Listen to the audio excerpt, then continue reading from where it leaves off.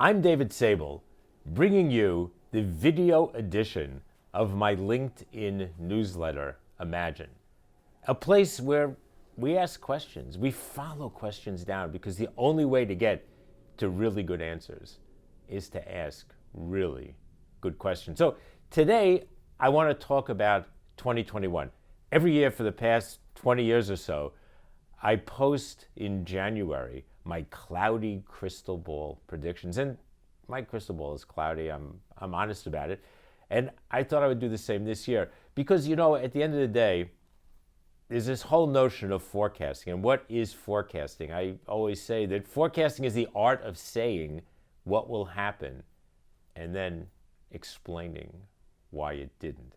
In other words, my cloudy crystal ball. But before we do that, just how cloudy was I last year? I always believe I can't talk about the year we're going into without taking a look back at what I said the year before and just see how close I was. So the first thing is COVID. No one could have predicted it, except that's not 100% true. So just Google Bing. Microsoft is a favorite. Google Bing search, and you'll actually discover that there were people who talked about this pandemic. Not this exact pandemic. They didn't know it was going to be COVID necessarily, but they talked about what was going to happen 5, 6, 7 years ago. They understood, they knew we weren't prepared. We had no planning in place. So don't believe the unprecedented. Fact of the matter is there were people who understood and knew, and I think that's going to be important as we go forward. And by the way, I kept my mask around my neck just to make the point we're still deep in the throes of it. But let's just take a look at some of the things I talked about last year. I talked about that omni-channel will take on new meaning, and guess what? It did. It took on way new meaning because of COVID, but it was sort of, that was more of a fast track to things that are already happening. I think one of the important things, individual innovative distribution strategies is the new frontier. Huge. I talked about this last year. The retailers who came through, the big e-commerce retailers who came through this the best, were the ones who understood and got into distributed retail before last year and understood that it wasn't just about centralized retail. So I think going forward, and I'm going to talk about that, innovative distribution is going to be really important. And human insight and experience more important than ever. And I think that's become clear through what we're going through right now. I talked about that there was going to be a craving for real. Those who follow me know that I believe that authentic is just a copy. Anything that's authentic is not real. It's just a copy. When you say, oh, we have an authentic replication, like, what does that mean? It's just a copy. It's authentic doesn't mean anything. What we need is insight and unique DNA for brands. And again, I think coming through COVID, it was those brands that existed. It was those brands that actually made it through. I talked about book sales. It was so interesting, In 2019, I talked about the trend of book sales going up. Well, books are real experiences. People like real books. You crack them open. They're real. They're honest. And there's way less digibabble and self-consciousness today about books. Way more people on the beach in the summer are reading books, and way less people are bringing their Kindle to the beach. And it's that emotional connection. So guess what? Book sales pre-COVID were going up. Book sales during COVID went up even more. So book sales I did pretty well on. Streaming content, great content. I talked a lot about that coming into this year. I said confusion will continue to grow, and it has. Look at Chip and Joanna now. We're going to launch a new $5 a month service. Like, how many can I have? How many different channels? So cut the cord, strangle on the threads. We talked about that. But, great content just keeps delivering. Whether it's the Queen's Gambit, Money Heist, Raised by Wolves, Ridley Scott's first big attempt, a lot going on. So keep your eye on that looking back for last year. I think there was this growing realization, this is just sort of the bucket of big things that I talked about. No data is safe. I've been writing a lot about that, that's clear. Fake news fueling the social revenue, and the reasons that the big social platforms had no reason to cut fake news. I think that became more and more true. Insightful hate-fueled communication, spurring action. I think that's important, but it didn't happen quite enough. Employees of big tech will start pushing back. I predicted that for this year, and it's happened. Google now has a union. Wow. And Amazon will continue to push for end-to-end. And again, I think certainly we've seen where Amazon is going, and I think going forward we're going to see even more. And I think sadly, I talked about fake news being a growth industry, and it is. It's probably the biggest growth industry this year. Divisiveness and hatred will reach new levels. I looked into this year from last and said, you know, what are we going to do? There's a presidential election coming up. It's going to be terrible. And sadly it was. And I predicted that powerful people brands will dominate the US election. And as we know, it's exactly what happened. But enough about 2020. That was 19 looking into 20 and 21 now taking a look back at 20. Let's take a look at 2021 and see what it looks like. Maybe, I don't know. But again, it's that crowded crystal ball. COVID's going to continue. Clear. I wrote a lot about the no new normal. There will not be a new normal. Get off it. Looking for stasis for some platform that you can build a normalcy on is just not going to happen. It changes every day, and it's going to continue to change, certainly for the near future. So I would say in 2021 at least, do not look for new normal. Planning versus plans. I think this is important for every company, and I think already you're starting to see it. Planning means that you have millions and millions of masks in your warehouse just in case. And then if just in case happens, you can put a plan in place. We didn't have those masks. Companies don't do planning enough. They wait for something to happen, and then everybody starts coming up with plans, A, B, C, and D. Get your planning in place, because then your A, B, C, and D plan actually might work. Hybrid living, we're going to see a lot of hybrid living. People living and working and playing in different ways, digital, not digital, together, not together. But I think the notion of hybrid, we have to sort of put in our minds and start thinking about, like, what does that mean and how does that affect society? And there's more to come. I don't think we've seen the end of COVID. I don't think we've seen the end of pandemic. So we have to be prepared. We have to be ready. Let's talk about retail. Retail is something that means a lot to me. As my readers know, I'm on the board of American Eagle, one of the, in my view, one of the most innovative retailers in the world. E-commerce is the obvious one. E-commerce can continue to grow. Next, we know that neighborhood shopping is going to evolve and grow. This is really important. It's a huge trend, and you should start following it. Neighborhood shopping is really important. People like their neighborhoods. They want to live in their neighborhoods. They want their neighborhoods to be strong. Obviously, COVID was a hit on neighborhoods, but we're seeing companies like shopin.nyc create neighborhood platforms so that neighborhoods at the back end start to look a bit like Amazon, but it's in your own neighborhood. So you can shop across a neighborhood and have it delivered to your house in the same day. That's big. Watch those trends. I think they're going to grow. Brick and mortar is far from dead. It's going to change. It's evolving as it was. It's accelerated, but we're still going to see really interesting brick and mortar plays, and how does that play into e-commerce? So watch that. Keep your eyes on those. And logistics are going to continue to be the competitive edge. I talked about that coming into last year, this whole notion of distributed distribution, so not centralized warehouses anymore. Think about Target, Walmart coming into neighborhoods. They're not coming in with their big stores. They're coming in with smaller stores because they want to have local warehousing. This is really huge because that gives them local delivery options. So pay attention, because I think that's going to be important going forward for next year. Movies and TV, my favorite topic. You know, my readers know that I call everything TV. It really doesn't make a difference to me if it's broadcast, if it's streaming, if you're watching it on your iPad, you're watching it on a huge screen on the wall, you're watching it on projection TV. My son-in-law just got this incredible projection TV. We just watched Wonder Woman, really cool to watch on it was like being in the theater. It was amazing. So I think we're going to see the continued success of movies and TV, just of the content, because content is what it's all about. It's all about great content, and we're going to see continued great content, and we're seeing continued great content already coming into this year's. Streaming platforms are going to continue to confuse the hell out of everybody. I mean, come on, there's no question. How many do you have? How many are you on? I know I'm losing count, and with certain exceptions, 80%, 70% of the content is pretty much the same.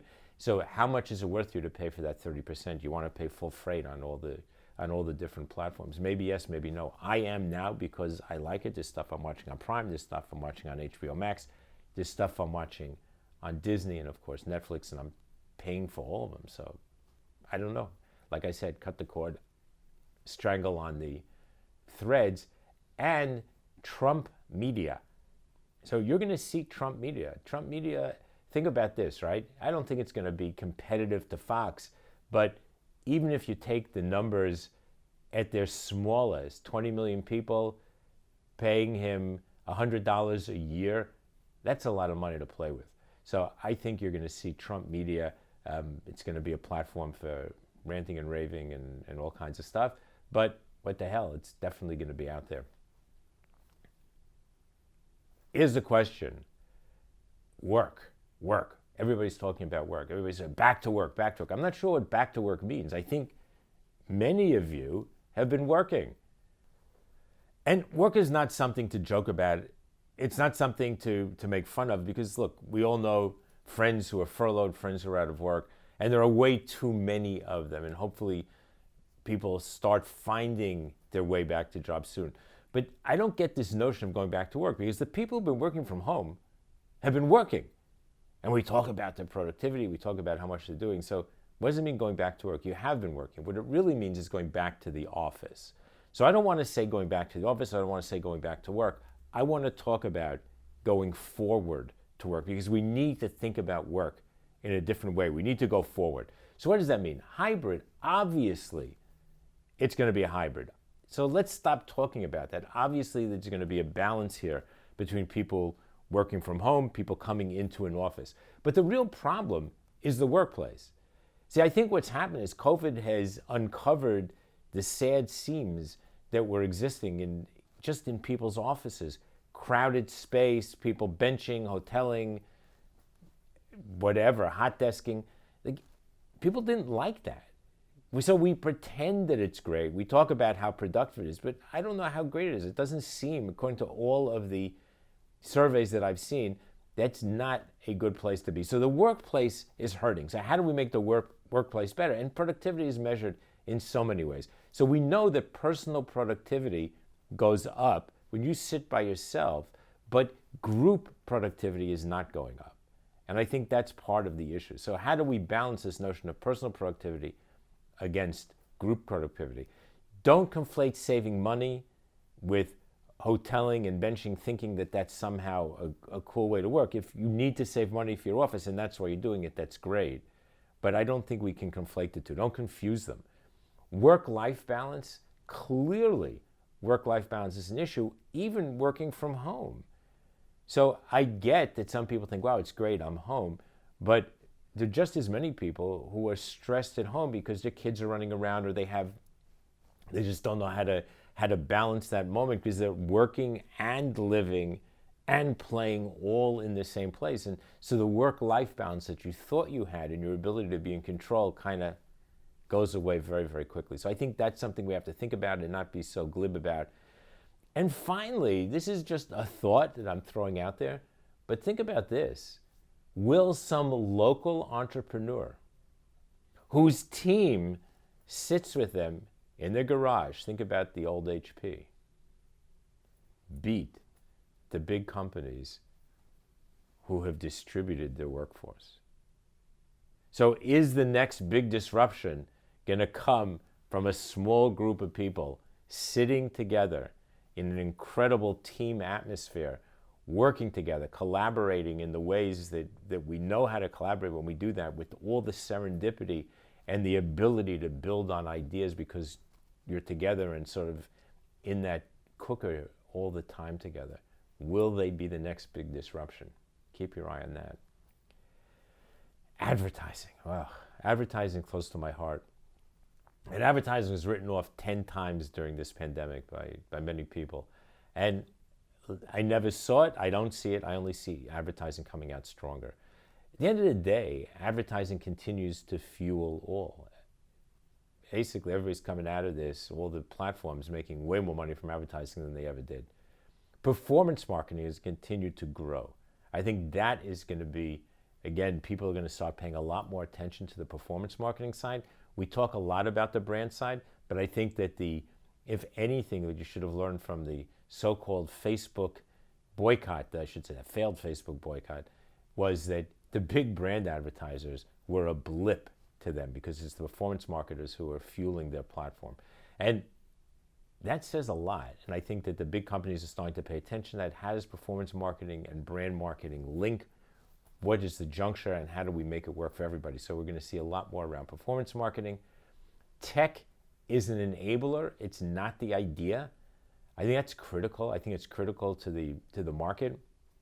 And I think there are some companies that are over-indexing one way or the other. You need tech.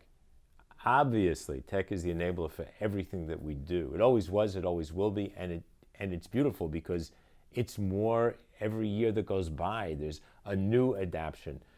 There's a new way of looking. There's a new application. But at the end of the day, it's an enabler.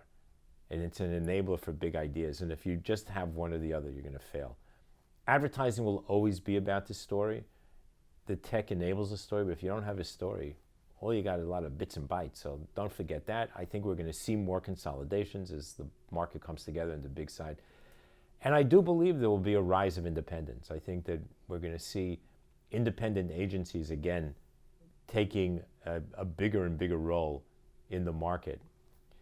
So what else? What are the final things that I can talk about? Well, here's a good one. PCs still aren't dead.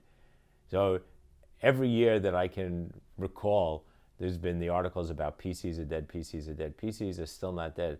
I don't know about you, but I see all the people online at the Apple store carrying their Macs and not dead, doesn't look like they're going to die any day soon. We're going to hear a lot about apps. I think apps are going to be a big change. They're not going away, but way less thinking around apps and how do I get around it? How do I make it even more simple for you to work with me, to become part of my life, to become part of my brand. It's not all about apps, and I think we're going to see a lot around that. Ingenuity is going to be the new byword, not just innovation. Ingenuity is how do we do more with less.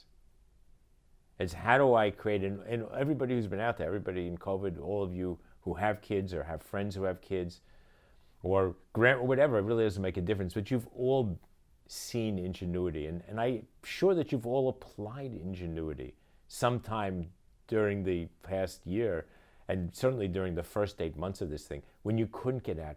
How did you create interesting things for yourself? How did you build things? How did you fix stuff? Ingenuity. Ingenuity is going to play a big role in our lives going forward. Simplicity is going to continue to drive a lot, and it's going to drive a lot of ingenuity. Just we want simpler. And I think we've been forced into simpler for so many ways, and I think that we're going to have to force the complex into the simple as we go forward because nobody wants to go back to complex. And here's one that I'm sad about, but I think is true, that personal ease, comfort, price is going to continue to be purposefulness. I think we're just going to see it. I was actually surprised in California when the proposition around changing the status of Uber drivers failed in California, the purposeful state, because I think that at the end of the day, price, comfort, convenience still drive the market bigger than purposefulness. And companies need to think about that, but not just the companies. I think that we as consumers need to think about that. Where do we draw the line? When does purposefulness become real? When do we demand true purposefulness from companies and not just talk about it? And then my final and only clear thought, this is the only thing I said that I see very, very clearly, and it was said by Casey Stengel, a famous baseball manager from the old days: never make predictions, especially about the future. So there you go. My cloudy crystal ball, cloudier than ever, but tell me what you think, see what you have to say about where I was last year, what I'm trying to see as I part the smoke this year. Keep wearing your masks, keep safe, stay well, and thank you for listening to Imagine.